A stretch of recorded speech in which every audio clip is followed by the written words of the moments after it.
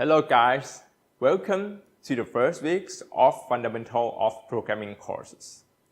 In this first week, you will learn about introductions of computer programming as well as basic concepts and knowledge about programming languages.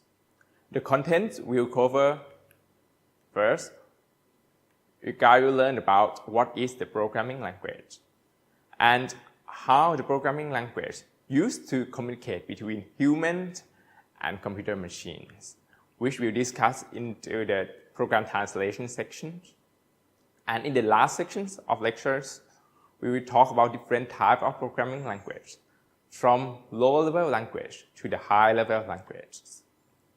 And at the end of these lessons, you will learn about how to set up environments for practicing C programming. This will show you how to download and install C compiler as well as IDE tools or integrated development environments. We also plan to guide you how to do your programs, first basic programs like Hello World as well. Are you ready for everything? Let's go to the first part. So before we go to the definitions of what is programming language, I would like you to think about, normally we need language to communicate, isn't it? Do you really know what is the communication terms mean? Let's analyze the term communications. It is a process of transferring information or message from one organism to another. I underline the word organisms because sometimes you communicate between humans, sometimes you communicate between human and animals. So in order to be able to communicate, we need persons who call senders and receivers. Sender will send information to the receiver. Have you curious how sender get information from? If you were humans, normally those information come from 5 senses, which is from sight, from your eyes, from smell, from your nose, or you hear some things from your ears, you touch things, and you tasting things. So most animals, including humans, using these to perceive things. After you perceive things, you need to transfer this to the others. How will you do? Humans use basics technique, or we call verbal communications using speech.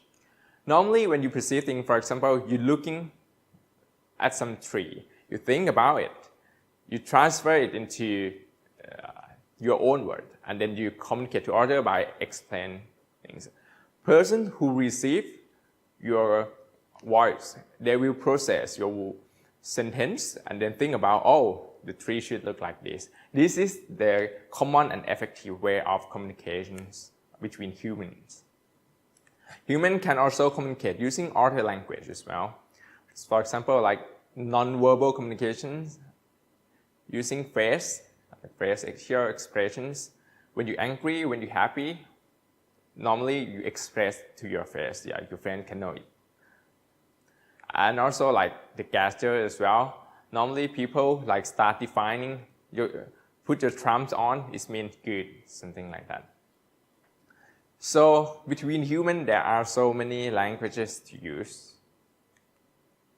How about if you want to communicate between human and computer, what will you do? Normally you're typing things to computer. Normally sometimes you heard about Amazon's Alexa's or Google's voice. You use your voice to command computer. Do you think that computer really understand your language? Normally you use English, right?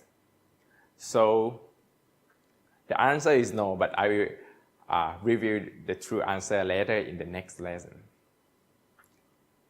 So in order to make computer understand you, you need a language called programming languages, because these languages must understand by both sides. You must understand the language as well, and this language must understand by computer. Otherwise, you cannot communicate. That's it. So in this lesson, to sum up, I will tell you the definition of programming language.